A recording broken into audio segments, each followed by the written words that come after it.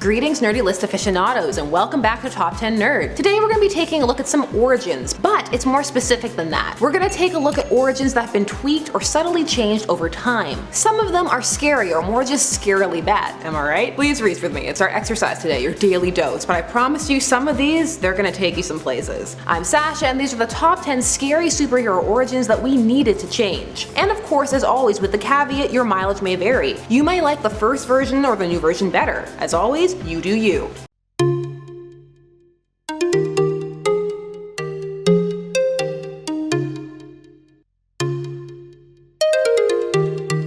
Number 10. Jean Grey / Phoenix. So Phoenix is low on here because, well, Phoenix is an offshoot of Jean Grey, another persona for her, or at least it was initially. So when Jean became the Phoenix, and get ready for cliff notes here people, Jean Grey came into much more power at that point. This was because she was intended to be the first female cosmic hero. This was after her death as Marvel Girl. Fun fact, fans named the Phoenix Saga retroactively, so after it had come out. So when Jean came into these powers, they overwhelmed her, and she ended up becoming Dark Phoenix. And well, she killed billions. Some are generous and say millions. But this arc proved so popular, writers didn't want to let her go. So they wanted to bring Jean back, but also absolve her of, well, the murder. So there would be no moral dilemma for fans. Enter the Phoenix Force retcon. The Phoenix wasn't a persona or a name, but an actual force that had made a copy of Jean. The real body was in a cocoon under the ocean, and she hadn't killed anyone. So you can have your cake and eat it too. The Phoenix Force would go on to become a big player in the Marvel Universe. This is a beloved retcon by many, and one so old and ingrained some don't even know it happened. Well, I do.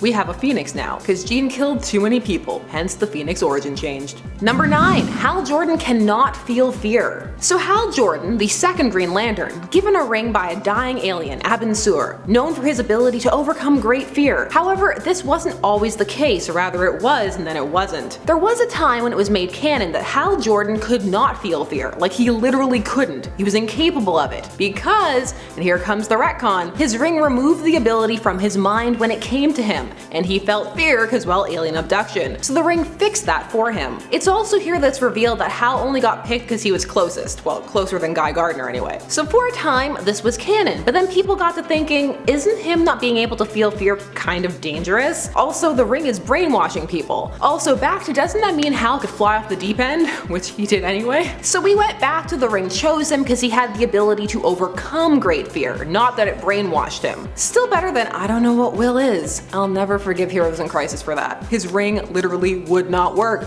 Number 8. Demons killed Frank's family. The tale of the Punisher is a classic. His family is killed in the crossfire of a mob hit or directly murdered by them, and it sends Frank Castle off the deep end, and he's gonna punish everyone responsible, and more, as the Punisher. However, there was a time when it wasn't just the mob who killed Frank's family, but also demons. We learned this in the 1990 miniseries Purgatory. So in this story, Frank learned that his family was murdered by a demon who had taken human form as a mobster, who then killed Frank's family because he wanted Frank to be killing in his name, which he had been unknowingly for all those years. This meant that when he sought vengeance, the demon would get the souls of the evil people that Frank killed. Yeah, demons made him do it. It was not a change everyone could get behind. These days we're back to just a good old-fashioned murder. Demons running around as mobsters manipulating you. Scary stuff. Number 7. Wonder Woman, not made of clay, and so many other things. So Wonder Woman has a shifting origin, and really it's how much people can't leave it alone that's the scary thing. She's made of clay. Let her be made of clay. But no, she's born of Zeus. She's rescued and brought to the island. She lost her powers and had to learn Kung Fu. That's not an origin, but it is probably the scariest time for Wonder Woman. The white Kung Fu suit. She had that suit, she was fighting Egg Fu, which was as awful as it sounds. This was largely because Black Widow was so successful, and Wonder Woman was a little stagnant, so DC was like, why not make her a ninja-style fighter? Why not? That was why not. Most people like to forget this happened, but we still mess with the clay origin as recently as the New 52. People just keep messing with it.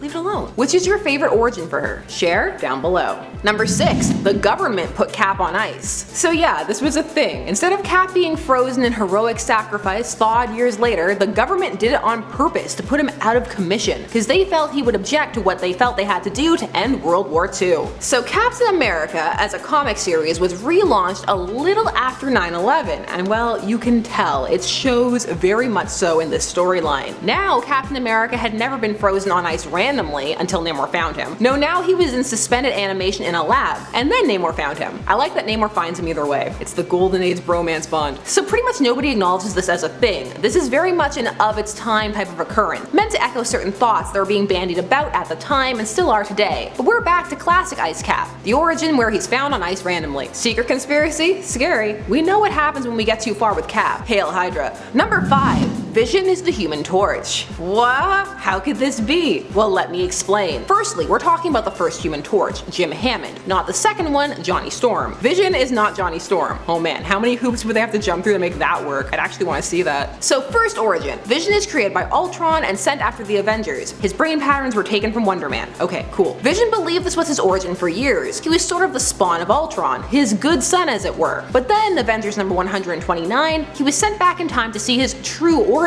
that he was created inside the mind-wiped body of the Human Torch, but Vision turned on his creator. Now I find this horrifying, I mean Jim! But this was the catalyst that let Vision think he was a hero and made him feel like he could marry Wanda, the Scarlet Witch, because he was good enough. So how did this retcon get undone? Well, because we have Jim back now and Namor and him are hanging out again. Again, golden age bromance. Well, Kurt Busiek hated this marriage and sought to undo it and everything to do with it. So back to Ultron and a blank body, and the Human Torch is someone separate. Good, I feel terrible. Like I'm a body in somebody else's mind-wiped body. Icky. Number 4.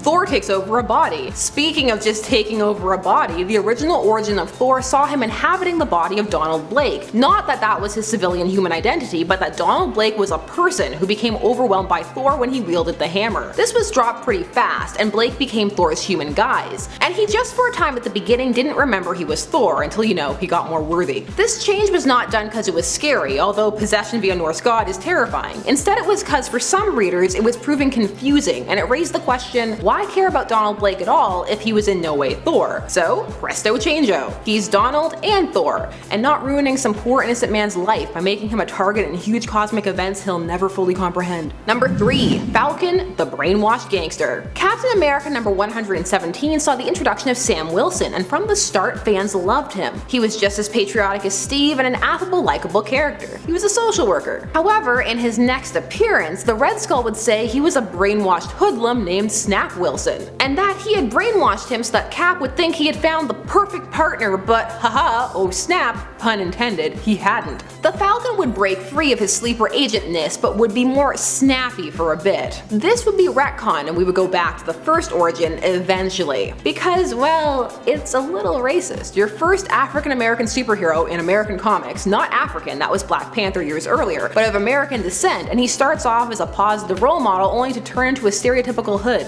That's gonna be a big up for me. All new Captain America number 3 would say that this was a persona or alias that Sam used for cover. I like Sam. He's just nice. There aren't enough nice characters out there. They're not boring. Nice isn't boring. Number 2, an imp gave the Flash his powers. So the Flash, both Barry Allen and Wally West got their powers the same way, lab accident and lightning, which, well, it seems pretty improbable. So Flash number 167 to the rescue. Kinda, sorta, not really. This issue asked the question, did Mopey, an interdimensional imp who claimed he had given Barry his powers, actually do that? And for this issue the answer was yes. And now Barry had to pay for them. Yes, pay. So he had to work as the Flash, even though he already had a job as Barry Allen, to pay for the chemicals that spilled all over him, turning him into the Flash. So he did.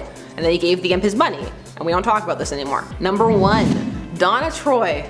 All of it. Donna Troy, where to begin? So she is the second Wonder Girl because the first Wonder Girl is Diana, and Donna was created by accident when the creative team from the Teen Titans saw Wonder Girl, a young Diana, who was hanging out with her adult self and thought she was a separate character and sidekick, so they put her on their team. This meant that Donna had to be created as a separate person, and because of this, all of her origins have been a mess for years. She had one simple one for a brief moment, but then it was undone. She has been erased from existence, recreated as a memory, saved by Diana, created as an evil simulacrum by a witch, and now she's infected. It's just a lot, and it's scary how they won't leave this alone. Just give her one, leave it alone. It's not perfect, but it's fine. So those were 10 scary superhero origins that we needed to change. Do you agree, or did you like some of these better than their changes? Tell me everything. I want to hear it all down below. I'm Sasha, and thanks so much for watching Top 10 Nerd. Don't forget to like, share, comment, and subscribe, and hit that bell notification so that you never miss a vid. See you again soon. Bye.